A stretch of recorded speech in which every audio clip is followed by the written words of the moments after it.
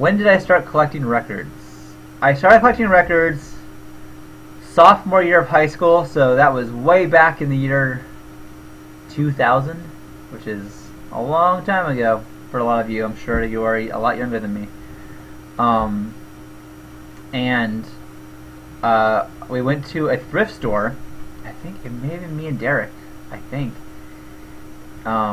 We went to a thrift store. We used to shop at all the time, called Purple Heart. It's gone now.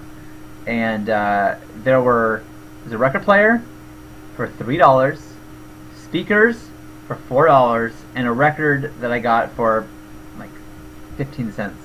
So for that amount of money, I bought my first record player. The record I got was Dr. Sex. Something super, like, I'd never heard of it before. I still don't know what it is. Something really, really stupid. Oh my god, this one guy says he was 3 in the year 2000. The other guy says he was 2. I was in high school. Fuck, dude. Well, I'm old. I mean, I have a wife and kids. I guess I am old. I just don't realize it sometimes. Oh,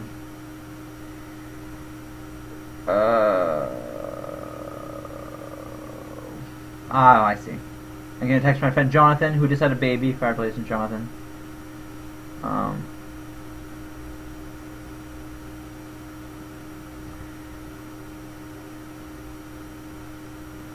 Okay. I put long day. Okay. Anyways, so we bought that record, and I didn't know the settings, like 33, 45. I know that there's different settings. So, like, we were playing this song, and it was, like, so creepy. It was like, boom, boom, boom, boom, boom, boom, boom, boom, boom, Dr. Sex, Dr. Sex. And I was like, what the fuck is this song? And we played it, and I finally was like, hey, Dad, listen to this song. It's fucking weird. And he was like, Shawn, you have it on the wrong setting. Play it. It's 3345. It's like, it's different settings. Like, one's faster, one's slower. Play it the other way. So I did that, and it was a normal song. Actually, let's see if I can find Dr. Sex on YouTube right now. Dr. Sex. I wonder what I'm going to get if I look for this. Fucked up stuff. Okay. Dr. Sex song? Oh, song!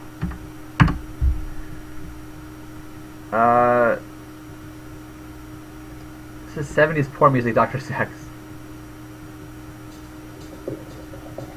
No. This is like actual porn music, I think. No.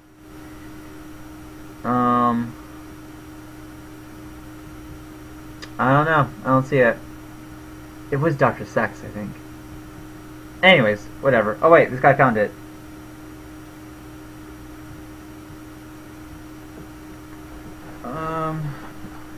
Another text.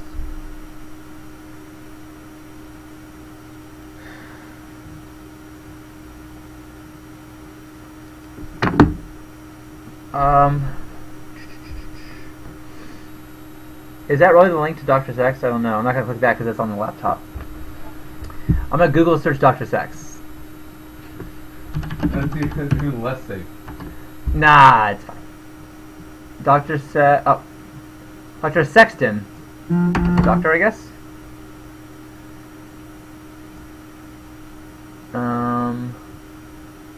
Vinyl.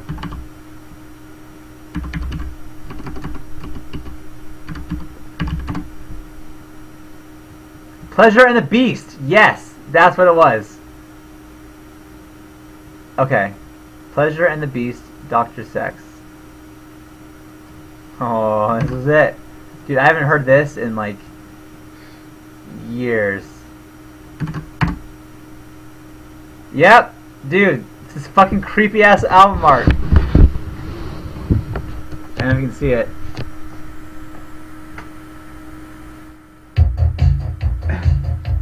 Yeah.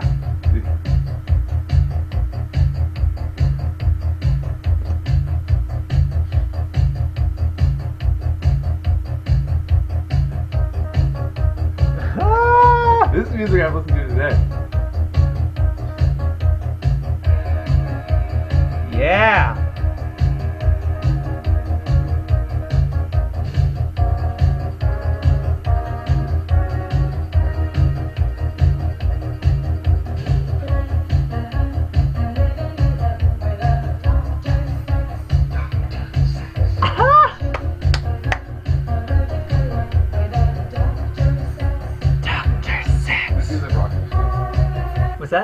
rock music. Oh yeah. So there it is. Fucking Dr. Sex. Dude, I wonder if that's on iTunes. It might be. There's a lot of stuff on iTunes. Is Premiere Streaming you worked on? Is it still? Yeah, it's still going. Because if so, I was gonna slow it down for you guys, and you guys could hear it The way that it was meant to be heard, slower than it should be. Anyways, that is that was the first vinyl I owned. Then a friend of mine, I was at home. A friend of mine came over and brought Elliott Smith, an Elliott Smith vinyl, which at the time I didn't realize they were making like new artists on vinyl still. I thought that was like done. And it's either or. That's like my first like vinyl that like I really owned. You know, this was like a joke. I listened to that thing so many fucking times. It's like on my wall. Like I framed it because like I've listened to that so many fucking times that like it was just like almost not even worth listening to anymore. I wore it out.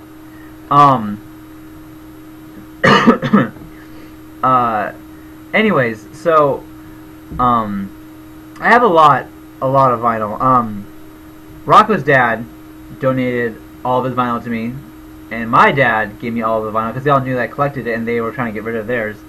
So I have a lot of really cool things. Like I have like first printings of like all the Black Sabbath albums. Same with Pink Floyd. I have a lot of cool stuff from both dads. My dad was obviously the Black Sabbath. So yeah, I have some pretty rare stuff. I think. I don't know if you guys really care about this, but what's the pride of my collection?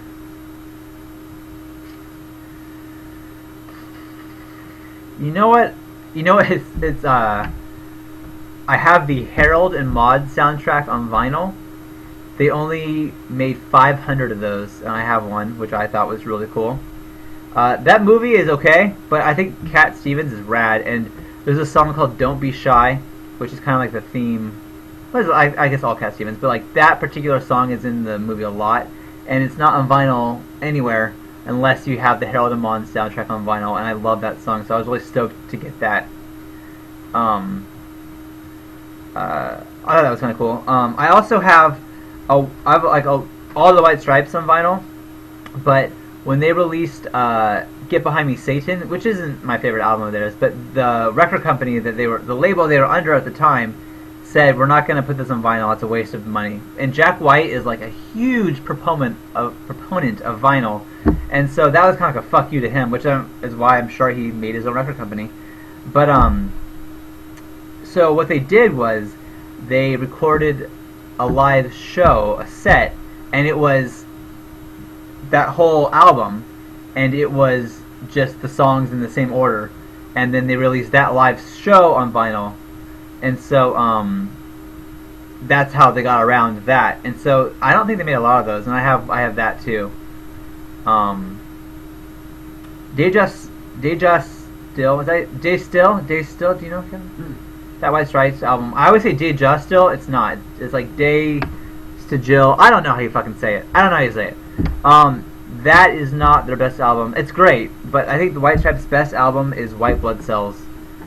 I thought it was Elephant for a long time until just recently, and White Blood Cells takes the cake. It's pronounced "duh" style. I don't think that's it. Well, maybe it is. It really could be. I don't know. Any Forum albums? I bought a couple of vinyl when I was in Scotland. I bought Beirut, but I think they have that here. But I just bought that. I couldn't find it here, so. You know what I regret? When Modest Mouse released Good News for People Who Love Bad News, I was just getting into Modest Mouse, and I went to a record store called. It was called Off the Record. Still around, but they moved locations. But this particular Off the Record was like a historic like landmark. I thought it was like Nirvana played a live show there, but it's like a super tiny closet store. But before they were anything, they played a show there. All these bands played there, and it was really cool. But that it was moved. Now it's like some like costume store. It's stupid. Anyways, I was holding the vinyl, and it was like $15. This is when I worked at like Subway, so I didn't have a lot of money. And I called up my friend Jonathan, who had listened to the whole album. Like, hey, I'm holding the vinyl. Should I get this? And he's like, you know what? I don't know if you would like it. I love it. I don't know if you would like it. So I didn't buy it. And then later, I ended up loving that album. Like, I think it's fantastic. And now the vinyl that I was holding for $15 goes for like 80 something on eBay or whatever, and I'll never own that. I'm not gonna spend $80 for a vinyl unless I have a lot more money than I do right now. So, you've never seen a record store in your lifetime? Really? Weird. Yeah. I think what started my collection, honestly, was, if you look behind me. Oh, yeah. You've been doing that for years. I started doing this 10th grade. Just putting records on the wall. Only recently did I start adding pictures that I liked of, like, you know, friends and family and all that stuff. That is why I started collecting vinyl until I realized, wait, I can play these, and so I played them, and yeah, I think my favorite Modest Mouse album is might be Good News, or The Moon in Antarctica. That's good. I don't know, but I think it's Good News. They released that Modest Mouse record? Are you serious? Oh shit. See, I don't even know. I haven't gone shopping for vinyls in quite a bit. I've been preoccupied, so but I really like it. I think that there are certain bands that I will get the vinyls for because I'm like a huge, like, Arcade Fire. I have to have all their vinyls. The Black Keys, I have to have all their vinyls. White Stripes, like, those are like my, I guess those three bands are like my bands that I listen to the most and that I'm most passionate about. Yeah, you know, it's yeah, I don't know. It's a lot of record store talk. I don't know if you guys really care, but I guess I don't collect anything but vinyl.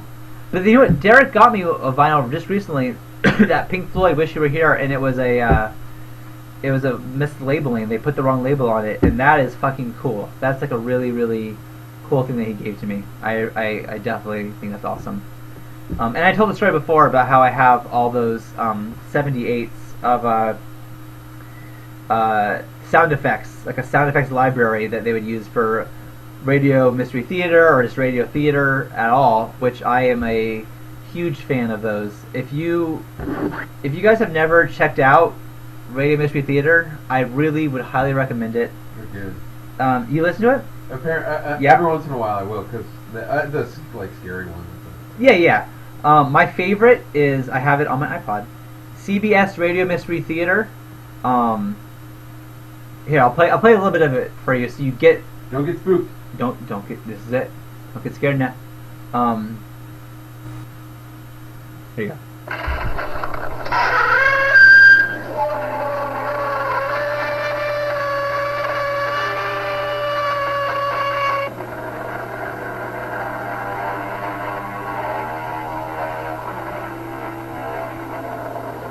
Come in.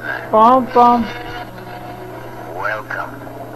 I'm E.G. Marshall. The story I bring you is one of the most curious I've ever encountered.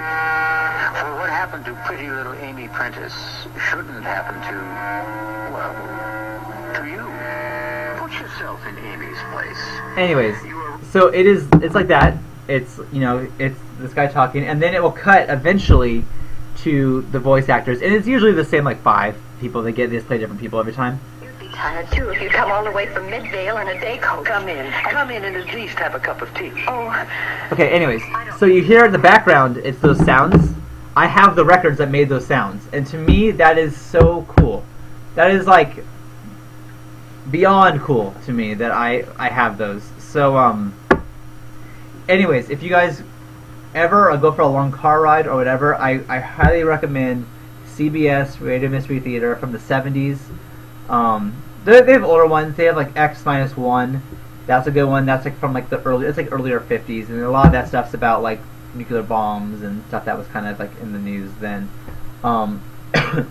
But yeah, really, really, really recommend those. Those are super entertaining, and for whatever reason, Kevin, I can't tell you why, but whenever I want to take a nap, I put that on and I'll fall asleep. But I don't get it because like I'm so interested in it, and then I just fall asleep, which makes no sense.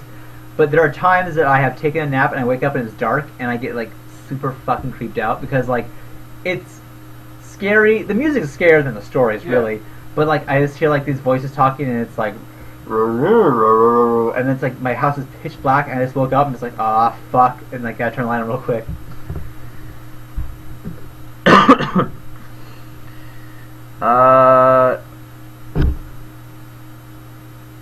Rocco hasn't texted me yet. Is he still at dinner? I don't know. I just put I'll leave when you tell me to, but he hasn't gone back to me, so. Out of my hands. 11 p.m. Yeah. Well, I mean, honestly, if he waits around 15 minutes, I can go to the next step and then be set. Yeah. Thank you guys for watching. I don't usually do this, and I might do it more. I'm having a lot of fun. So. What is the name of the other sound effect album that you mentioned? I don't know. You mean for like editing our videos, or for like what I own? I don't know. Alright, I'll do it more. I'm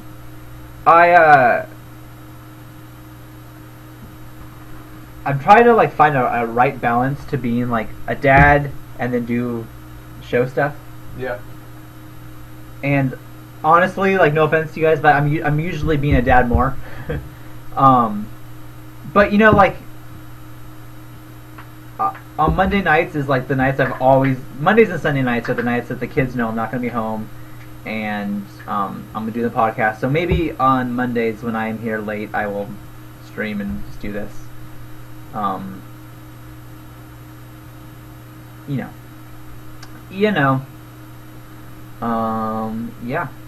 Anyways, let's see. Yeah, no Rocco.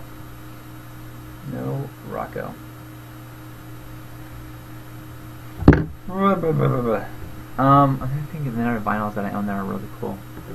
There are some vinyls that I own that are like, wow, I would not buy this. Because, you know, it's been since 2000, so I have things that like, oh, I don't care about this band anymore. But I still own it, you know? Like, I have a Taking Back Sunday green limited edition vinyl that I was like so proud of when I got it. And I was like, oh, fuck, Taking Back Sunday.